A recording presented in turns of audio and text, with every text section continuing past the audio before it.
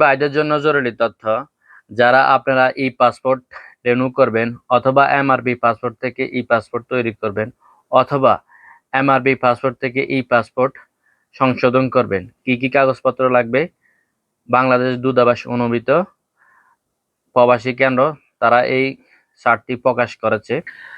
বাংলাদেশ থেকে যারা ই পাসপোর্ট আগে তৈরি করেছেন, এখন রিনিউ করতে যে কাগজপত্র লাগবে, নম্বরে লাগবে আপনার জাতীয় পরিচয়পত্র এনআইডি উভয় পৃষ্ঠার ফটোকপি।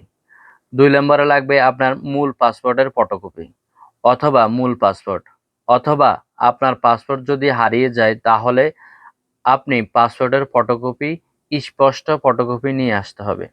যারা এমআরবি পাসপোর্ট থেকে ই পাসপোর্ট তৈরি করবেন, জন্ম নিবন্ধনের ফটোকপি, এনআইডি কার্ডের ফটোকপি নিয়ে আসলে হবে। যারা এমআরবি পাসপোর্ট থেকে ই পাসপোর্ট সংশোধন করবেন, জন্ম নিবন্ধন অনুযায়ী পাসপোর্ট সংশোধন করতে চাইলে জন্ম নিবন্ধন কর্তৃক স্থানীয় অফিসারের স্বাক্ষর সহকারে অরিজিনাল কপি অথবা স্পষ্ট প্রিন্ট কপি নিয়ে আসতে হবে। এনআইডি অনুযায়ী পাসপোর্ট সংশোধন করতে চাইলে আপনার এনআইডি কার্ডের ফটোকপি উভয় পাতার, অর্থাৎ সামনের পিঠ এবং পিছনের পিঠ এক পাতাতে ফটোকপি করে নিয়ে আসবেন। অনলাইনে আবেদন করতে 20 রিয়াল লাগবে। ই পাসপোর্ট অনলাইনে ই পাসপোর্ট ডেলিভারি নিতে 25 রিয়াল লাগবে। ভিডিওটি অন্যকে দেখার সুযোগ করে দিবেন।